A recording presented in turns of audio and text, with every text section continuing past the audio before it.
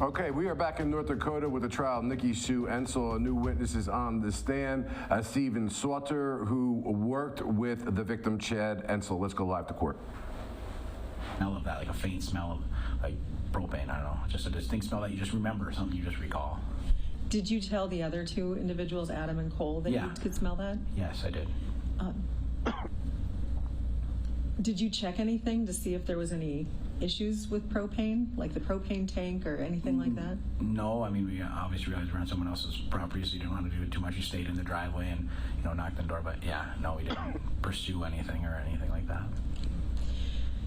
Whose idea was it to call law enforcement? All of us, from my recollection, when we you know, we kind of saw the vehicle there and we just kind of were like, we should call somebody since we're not getting really, I mean, it was just a very uneasy situation, so. After that, did you try to contact Chad's wife or any other relative? I did not. I know Cole and Adam they did. Okay. Is that why you didn't, because other people were doing that? Yes, yep. When was the last time you had seen Chad? I believe it was right before Christmas. I would have saw him. I can't remember what time, but I know it was before Christmas because I'm not in the branch every day. Was there anything unusual about him or anything, change in his demeanor, anything like that? No. I walked in one morning at where he sat and just said, morning. I mean, he's always had a smile, so I was like, how's it going today? And he said, you know, good as always, Steve. And that was as far as the conversation went. Okay. Did you ever get contacted by law enforcement after the three of you had been out to the house? I hadn't. Adam Van Dorn was contacted, but I wasn't directly, no. So when did you find out what had happened? Then, well, that night, I can't remember who called me. I don't know if it was Adam or who, but they said that there's a bunch of law enforcement and like fire trucks at the house, at Chad's house where we were at earlier, and we didn't know anything then. Then the next morning, Adam and Cole informed me they still hadn't heard from Nikki, and so I said, let's look who the secondary contact is and his emergency contact, and it was his Chad's mother. And then Adam reached out to her, and then she said, well, you haven't heard, and then Chad had passed away. That's all. So did you ever contact law enforcement to tell them about what you had observed at the house when you went out there on December 31st? I'm sorry, January 2nd. Adam did that day. That's why we called for the wellness check. But yeah, and then, yeah. But you never contacted them after that to let them know that you had smelled this propane smell or anything? I did not, no. Why not? I guess I didn't really think to. Okay. I have nothing further, Your Honor. No questions. You can be excused, correct? Yes, please. Okay. Thank you.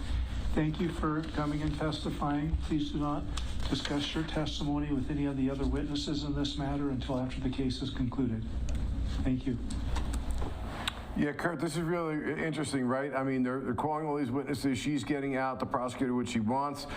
It seems to me to be very clear that the defense is having its own separate defense, which is the probably I didn't do it defense. And you could talk about smelling propane and all these other things, whether he's violent when he's drinking or not, and that has nothing to do with what it is that's relevant to my defense in the case. What are your thoughts?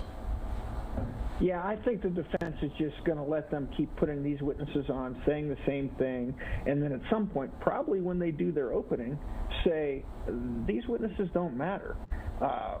You know, whatever. I think what they're saying is accurate, but they don't really matter to our defense because my client didn't do this. The person who did this, you heard testify for the state and get a deal from the state. Don't put this on my client. That person is trying to save themselves.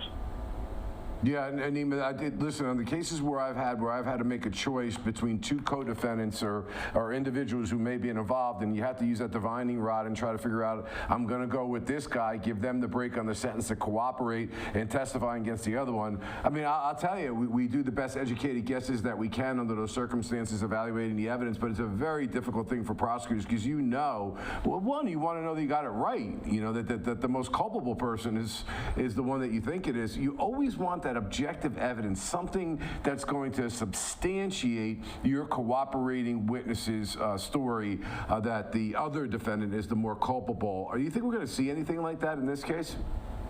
Well, I think so. As a prosecutor, the last thing you want to do is rely just on cooperator testimony alone, right? They have every incentive to lie and get their sentence reduced, you know? We call them cooperators. Kurt in the defense bar, they call them snitches or rats. But I think the propane evidence is important because the state theory is that they tried to set up this fake heater that caused, you know, this fire, and that's what happened. And this whole thing was staged, right? And we know that Nikki Entzel's story has shifted, and ultimately she said that she was in the house, just in another room, when her husband was shot. So I think this is important evidence that kind of lays the groundwork, the plotting and planning and that conspiracy, right? Because the defense is going to argue we don't know who actually pulled the trigger. That's something the state's admitted. So I think it's important evidence for the state here. Yeah, no, excellent point on that conspiracy charge.